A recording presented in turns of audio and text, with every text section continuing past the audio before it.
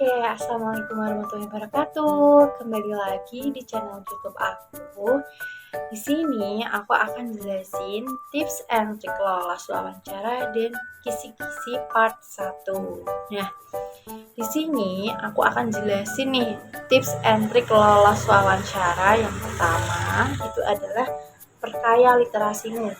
Nah, di sini teman-teman semuanya harus mempelajari dan memahami seputar Bank Indonesia. Misalnya, tugas Bank Indonesia itu apa, kemudian wewenangnya itu seperti apa, kemudian kebijakan Bank Indonesia itu seperti apa. Kemudian itu akan ditanyain juga tentang seputar Genpi. Komunitas Genpi itu apa sih gitu ya. Komunitas Genpi itu apa, kemudian visi misinya apa, tujuannya seperti apa.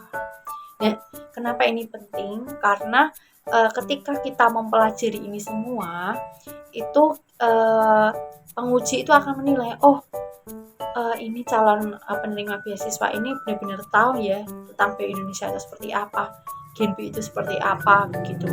Nah, yang selanjutnya itu ada mempelajari untuk isu-isu ekonominya. Misal nih, saya daftar di tahun 2024. Nah, isu-isu ekonomi yang sedang hangat dibicarakan tuh apa? Nah, ada nggak sih keterkaitan dengan kebijakan Bank Indonesia itu seperti apa? Nah, teman-teman harus rajin membaca untuk ini ada berita isu ekonomi nih yang terbaru ini seperti apa gitu. Dan yang ini, nah yang penting itu adalah hal-hal yang kamu tulis di berkas. Misalnya itu kita kan ngumpulin motivation letter di administrasi berkas. Nah, itu bakal akan ditanya gitu. Misalnya pengujinya tanya, alasan kamu masuk Genpi ini masuk beasiswa Bank Indonesia ini apa gitu kan. Terus misalnya saya jawab karena saya ingin melatih skill saya gitu. Di motivation letternya jawabnya kayak gitu. Tapi beda lagi di wawancara karena saya ingin mendapatkan uang gitu di beasiswa ke Indonesia. Beda nih, jawabannya beda. Nah, ini akan mempengaruhi penilaian sebagai penguji. Karena apa? Karena mesti penguji mikir, kok ini jawabannya beda, apa jangan-jangan ini yang nulis motivation letter ini bukan dia gitu, bukan calon penerima beasiswa tersebut gitu, bisa aja orang lain. Nah, jadi teman-teman harus benar-benar memperhatikan apa yang teman-teman tulis itu, benar-benar diperhatikan dan diingat-ingat ketika nanti diwawancara itu jawabannya sinkron gitu. Kemudian mesti nanti akan juga ditanya tentang keluarga kamu seperti apa, kamu harus menceritakan. Terus kamu harus menceritakan tentang diri kamu itu seperti apa. Misalnya saya tuh seorang yang ambisius gitu.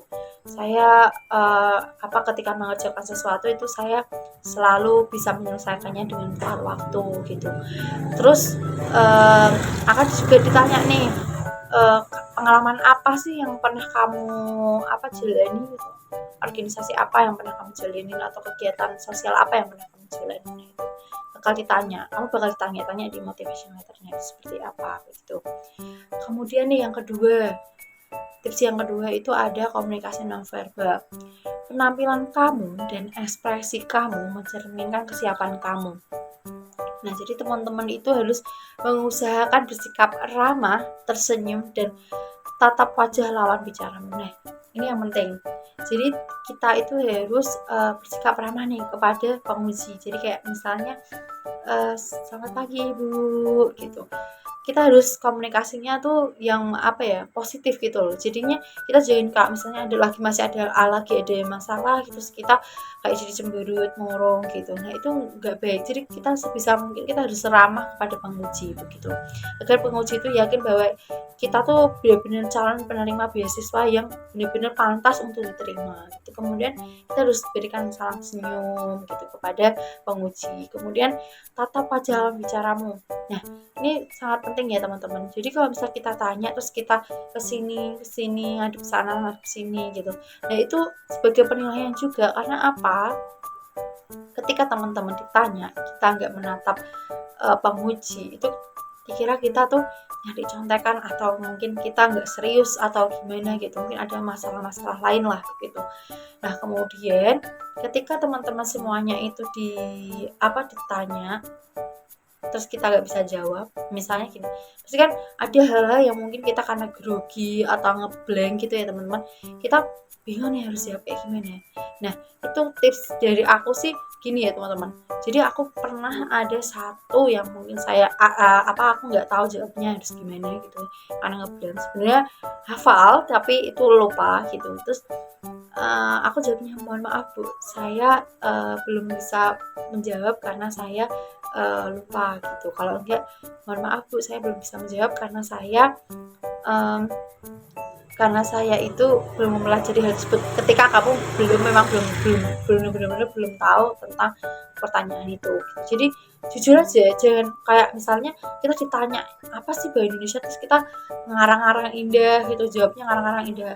Lah kamu sih bakal tahu kalau kamu tuh aslinya sebenarnya nggak tahu. Mending kamu jawab mohon maaf gitu, malah nggak apa-apa. Nah, nanti otomatis nanti penguji oke, gitu, nggak masalah, kita next pertanyaan yang lanjutnya, mesti gitu. Nah terus selanjutnya itu yang ketiga, yaitu perhatikan bahasa. Teman-teman semuanya harus menjawab pertanyaan dengan yang lugas, nah tegas dan jelas, tidak bertele-tele. Misalnya kamu ditanyain apa sih tujuan kamu di Genbi gitu, kamu jawab aja jujur, tujuan kamu di sini ini apa gitu, nggak usah bertele-tele, nggak usah muter-muter, yang penting jelas aja, kamu jelasin tujuannya seperti apa. Kemudian kamu misal ditanya pengalaman organisasimu apa, kamu jelaskan runtut pengalaman organisasimu apa kamu, tapi itu singkat itu, karena kan setiap wawancara itu ada waktunya. Nah kalau bisa kamu persingkat tapi jelas sampai penguji itu paham gitu.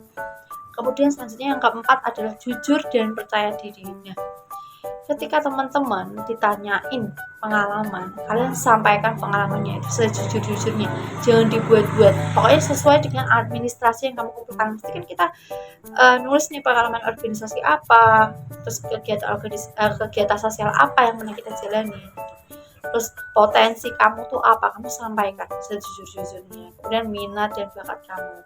Nah minat dan bakat ini sangat penting ketika kamu sampaikan, itu nanti juga mempengaruhi ketika kamu masuk di Genbi, komunitas Genbi. Karena apa, ketika kamu menyampaikan saya minatnya di bidang olahraga gitu ya, nanti kamu bisa diarahkan untuk masuk ke divisi minat bakat yang mengarahnya di olahraga, atau kamu bisa minat saya dan bakat itu mengajar Bu, nanti kamu bisa dimasukkan di divisi edukasi oleh di komisariat kamu nanti gitu. Kemudian kemampuan apa yang kamu miliki, nah kamu omongkan secara jujur. Nah ketika kamu memiliki kemampuan yang kamu sampaikan itu jujur, nanti kamu bisa belajar di komunitas Genbi, kamu bisa ikut lomba-lomba, dan itu tuh di Genbi nanti kamu banyak manfaatnya ketika kamu mengolah kemampuan kamu di Genbi itu. Kemudian yang kelima itu adalah seimbang. Apabila pewawancara menanyakan kelebihan dan kekurangan kamu, jawablah dengan informasi yang berimbang. Misalnya gini, sebutkan kelebihan kamu, tolong sebutkan kelebihan kamu yang baik gitu. Kelebihan saya itu saya mampu memecahkan masalah di saat kerja tim gitu, atau saya mempunyai kemampuan di bidang olahraga atau apapun gitu. Nah tapi kamu mempunyai kekurangan, misalnya kekurangan saya itu adalah public speaking gitu. Nah kamu bilang boleh, saya memiliki kemampuan public speaking yang kurang baik, namun saya bisa menutupi itu dengan saya belajar dan berkomunikasi dengan baik dengan melalui saya berkomunikasi dengan orang lain, contohnya bersama teman atau keluarga, atau mungkin saya juga berlatih ikut seminar public speaking. Nah kamu jadi menyampaikan kekurangan kamu, dan kamu juga mencarikan solusinya gimana gitu, kayak saya mau punya kekurangan ini tapi saya bisa menutup ini dengan cara yang ini gitu. Jadi kamu nggak hanya semata-mata nyebutin kekurangan kamu tuh apa gitu. Nah itu untuk tips and trick lolos wawancara.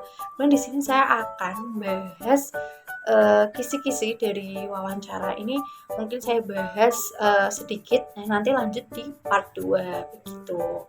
Oke, selanjutnya aku akan bahas tentang kisi-kisi untuk wawancara beasiswa Bank Indonesia. Nah, yang pertama itu kita disuruh menceritakan tentang diri kamu itu seperti apa. Nah, aku akan bacain contoh perkenalan aku tentang diri aku itu pas waktu aku wawancara. Nah, yang pertama itu kita perkenalan. Nah, perkenalannya seperti apa? Nah, gini, perkenalkan nama saya Cynthia Nuryansyah, saya lahir di Boyolali 8 Juli 2002. Saya berkuliah di UIN Salatiga dengan jurusan Manajemen Bisnis Syariah. Alasan saya mengambil jurusan tersebut karena saya ingin belajar tentang ilmu bisnis lebih dalam dan dapat belajar memanage dengan urusan bisnis dan yang lainnya. Saya merupakan anak yang lahir dari keluarga sederhana. Bapak dan ibu saya adalah seorang pedagang, namun saya memiliki tekad yang kuat untuk membantu kedua orang tua saya dalam biaya kuliah dan keperluan kuliah untuk saya. Nah, alhamdulillah tahun lalu saya diterima di GNB 2023 sehingga saya bisa sedikit membantu kedua orang tua saya untuk urusan perkuliahan.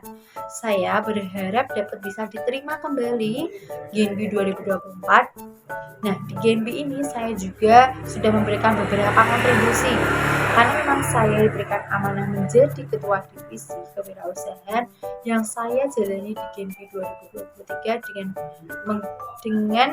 memberikan wadah pelaku UMKM Kota Salatiga, melakukan bazar UMKM dengan menggunakan KRIS, memberikan sosialisasi KRIS, dan pembuatan NIB PI atau sertifikat halal yang bekerja sama dengan Dinwa Kabupaten Semarang, dan memberikan upgrading produk dengan pembuatan buku menu dan label produk, serta memberikan sosialisasi dan pembuatan KRIS yang bekerja sama dengan BTN Syariah kantor cabang Semarang. Dan saya juga aktif mengikuti berbagai kegiatan di GNB dan di proker divisi lain. Nah, di sini ini kan saya menceritakan tentang diri saya waktu saya sudah pernah terima di periode pertama. Nah, ketika teman-teman masih daftarnya itu pas di awal, jadi masih awal-awal, kalian sama aja sebenarnya kayak awal yang aku omongin, perkenalan bla bla bla. Nah, itu kalian tambahkan, kalau itu kan karena saya udah terima di 23 terus tahun 2023 terus saya mendaftar lagi di tahun 2024, maka saya jelaskan kegiatan apa saja yang pernah saya jalani di periode sebelumnya. Nah, untuk teman-teman yang belum, nah itu ceritakan aja pengalaman apa, organisasi apa yang pernah jalani, terus aktivitas apa yang pernah kalian jalani begitu. Nah, itu sekian dari aku untuk video kali ini. Nanti untuk kisi-kisi selanjutnya ada di video part 2. Jangan lupa like, comment, and subscribe. Untuk teman-teman semuanya, ketika ada pertanyaan-pertanyaan bisa tanya di kolom komentar. Oke, see you. Assalamualaikum warahmatullahi wabarakatuh.